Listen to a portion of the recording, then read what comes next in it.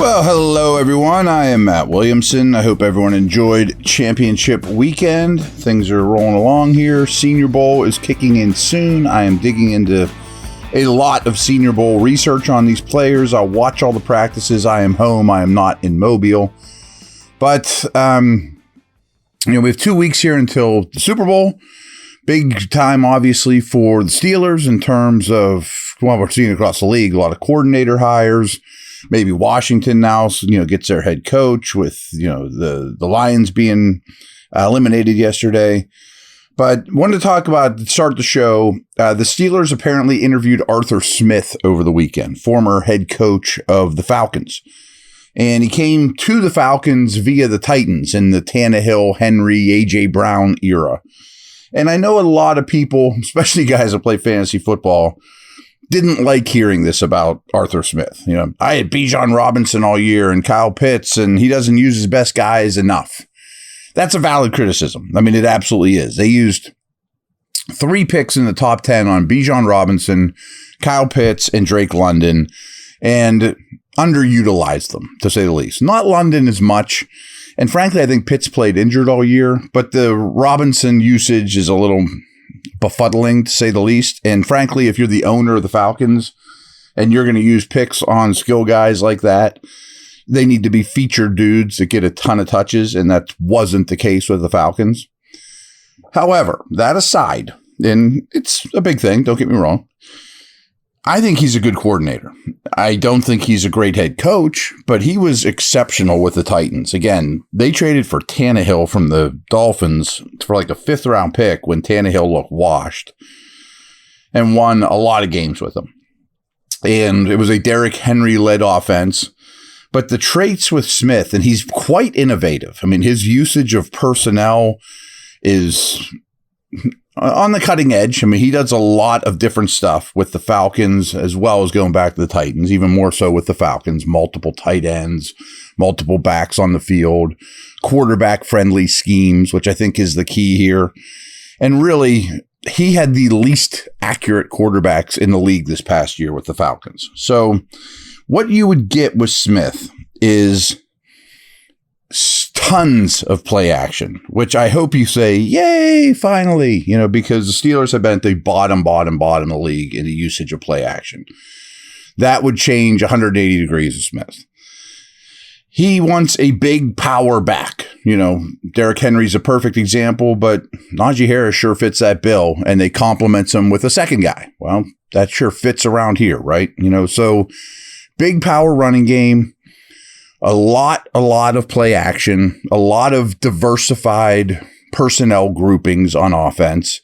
And he does a really good job, particularly off of play action, of generating after the catch opportunities through his route combinations, which frankly has been missing here as well. So he'd hit, play action to Derrick Henry, pull that thing down, hit A.J. Brown on a crosser, he takes it to the house after the catch. Like that kind of stuff was common with the Titans. So I want to throw this out there, and I don't know him as a human being, of course, but his backstory is insane. Arthur Smith's father founded FedEx. Like if you watch on the History Channel, like the brands that build America, they talk about Arthur Smith's dad. I watched a show on UPS and FedEx, and this is how their companies were built. And I'm not saying it's good or bad for Arthur Smith.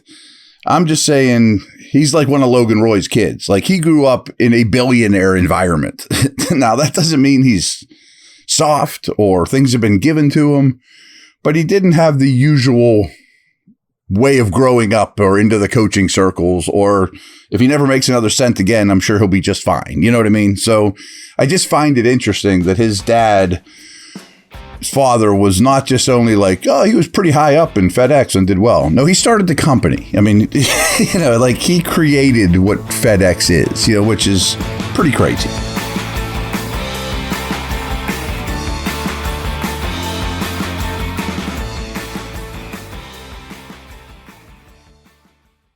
So, folks, with the NFL playoffs here and the NBA season in full swing, BetOnline has you covered with all the up-to-the-second odds, news, and scores. With additional odds, lines, trends, and information on both desktop and mobile, you can access the world's best wagering information anytime. Head there today and get into the action and see all the updated odds. Remember to use our promo code BELIEVE, BLEAV, all one word, all caps, to receive your 50% welcome bonus on your first deposit. BetOnline, where the game starts.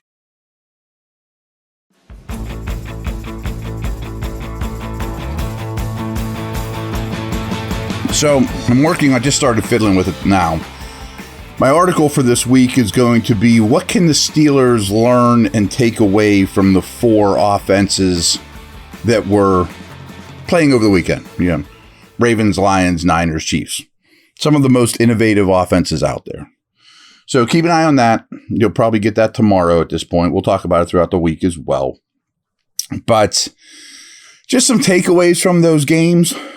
First of all, it's great to have Patrick Mahomes. And I really did think the Ravens were a little tight, were a little pressed in that game, playing fast. When the Chiefs walked down the field and scored immediately, I thought the Ravens got out of their comfort zone way too quickly.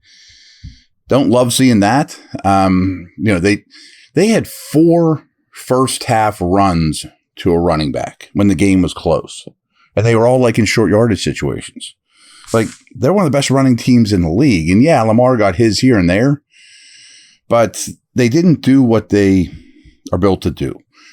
That being said, I thought both defenses were really good. I thought the Ravens made some great adjustments throughout the game that people won't talk about now, but Spagnuolo was tremendous.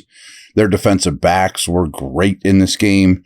They threw a lot of stuff at the Ravens that they didn't handle well from a protection standpoint. The Ravens running backs were liabilities in that regard.